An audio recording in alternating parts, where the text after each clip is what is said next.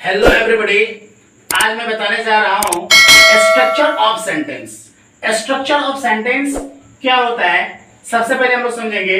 जैसे मैथ्स बिना फॉर्मूला का नहीं चलता है, उसी तरह हमारा इंग्लिश स्पोकन भी स्ट्रक्चर ऑफ सेंटेंस पर डिपेंड करता है। तो सबसे पहले हम लोग समझेंगे कि स्ट्रक्चर ऑफ सेंटेंस क्या होता है। जैसे रूल में आ जाइए हम लोग, subject plus verb plus object. अब हम लोग समझेंगे सब्जेक्ट क्या होता है। Doer oblique worker is called subject.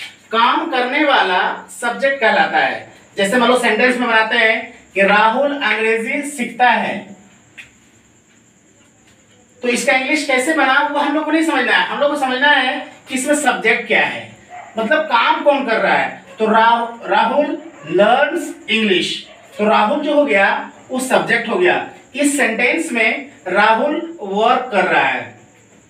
कौन सा टेंस का है ये भी नहीं जानना है, हम लोग को सिर्फ समझना है कि सब्जेक्ट क्या होता है।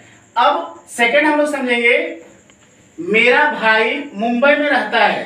My brother lives in Mumbai, तो माई ब्रदर जो हो गया ये सब्जेक्ट हो गया।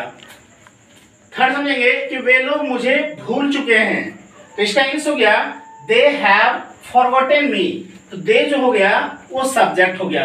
मतलब इस सेंटेंस में दे जो है वो काम कर रहा है। अब हम लोग समझेंगे वर्ब क्या होता है।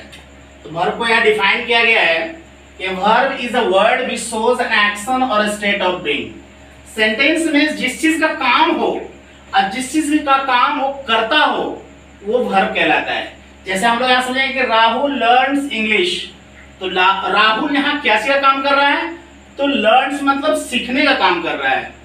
Same my brother lives in Mumbai, कि मेरा भाई मुंबई में रहता है, मतलब रहने का काम कर रहा है, ये एक्शन हो रहा है, ये हमें वर्ब हो गया।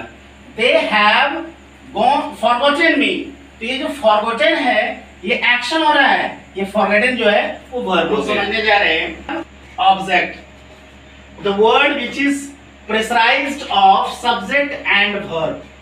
सब्जेक्ट और वर्ब का जिस पर प्रेशर पड़ता है वो ऑब्जेक्ट कहलाता है, मतलब जिस पर दबाव पड़ता है।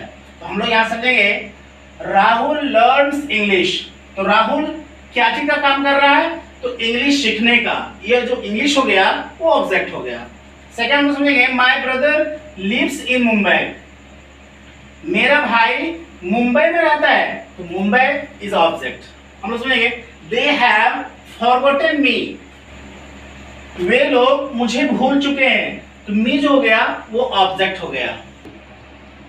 इस स्ट्रक्चर ऑफ सेंटेंस में हम लोग समझेंगे कि structure of sentence English spoken में क्यों इंपॉर्टेंस है, इसका महत्व क्या है। तो जैसे हम लोग होता क्या है कि हिंदी जब भी हम लोग लिखते हैं या बोलते हैं तो सबसे पहले वह तुम्हें जानता है, वह जो हो गया ये सब्जेक्ट हो गया, तुम्हें जो हो गया वो ऑब्जेक्ट हो गया, और जानना वर्ब हो गया। तो हिंदी में मेंशन किया जाता है सबसे पहले सब्जेक्ट, इसके बाद ऑब्जेक्ट और अंत में वर्ब। ठीक उसी प्रकार जब हम लोग इंग्लिश बोलते हैं तो ही नोज यू, ही जो है वो सब्जेक्ट को इंडिकेट कर रहा है, नोज वर्ब हो गया और यू जो है ऑब्जेक्ट हो गया। जैसे हम लोग हिंदी लिखते हैं वैसे हम लोग इंग्लिश ट्रांसलेट नहीं करते हैं।